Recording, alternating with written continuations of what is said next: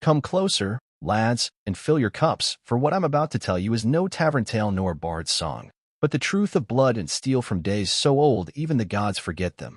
A time when the sea boiled with monsters and the sky cracked with dragon fire. When kings ruled with swords in their fists and honor weighed heavier than gold. Long before the fall of Valyria, before the wall had seen its first flake of snow, there was a kingdom in the eastern hills of what men now call the Crownlands. A place of high towers and deep keeps. It was known then as Eld Hollow, ruled by King Meron Ironcrest, a man with a back like a mountain and a heart said to beat like a war drum. Meron's line was ancient, descended not from dragons, but from horse lords of the steppe and sea. His forebears had once carved empires with curved blades and tamed wild stallions that no man dared mount. The Ironcrest were men of oath, their words worth more than treaties, and their honor forged in the heat of battle. But their realm stood at the edge of wild lands, where forest gods whispered and sea beasts waited beneath the waves. Now, Meron ruled with a steady hand, but the realm trembled. For beyond the shattered sound, a new threat had risen, the Sea Lord of Varndr, a cruel-eyed conqueror with ships made of black pine and sails as red as blood. They said he spoke to a sea monster the size of a keep, and that it followed his fleet like a dog on a leash. Meron's banners called forth every sworn lord, and from the windswept north came Lord Edric of Stoneholt, who never bowed to any king but rode south for honor's sake. From the verdant vale came Lady Isella of House Thornreach, a shield maiden clad in emerald plate, her horse heavier than a bull and twice as mean. But no army marched without the gods. In those days, men prayed to many old gods with barkskin faces, the seven who watch, and the fire god whose flames told truths no man wished. And in Eld Hollow's high September, the Septon wept blood one night and screamed of doom coming on wings of smoke. They took it to mean dragons.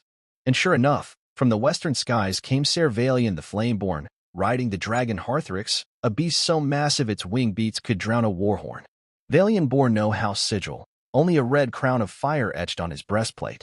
Some said he was kin to the last of old Valyria, others whispered he was no man at all, but a son of fire, sent to test the loyalty of kings.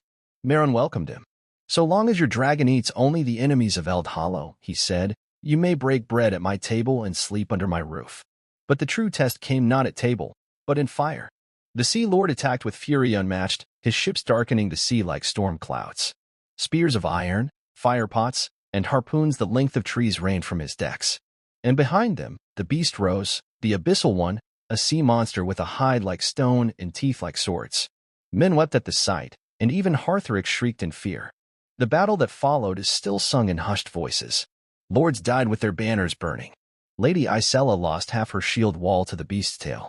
Lord Edric slew 5 Varndorians with his last breath. King Meron stood atop the cliffs, blade drawn, shouting curses to gods old and new. But it was Ser Valian who rose into the sky. He and his dragon flew higher than eagles, then dove into the heart of the fleet. Fire rained down. Ships cracked.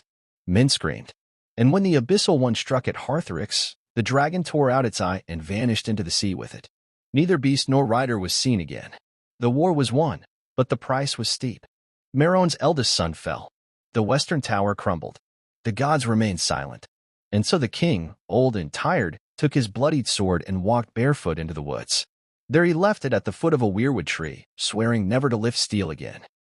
Let this blade rest, he said, for honor has had its due. And the lords returned to their lands. And the people told stories. Of a dragon who died to stop a sea god. Of a king who chose peace after war. Of bravery that outlasted fire, and honor that outlived men. So remember, lads, the old man finishes, staring into his fire, the gods watch, and honor matters. Not in books or songs, but when steel meets steel and the world holds its breath. Now drink up. For tomorrow, we ride.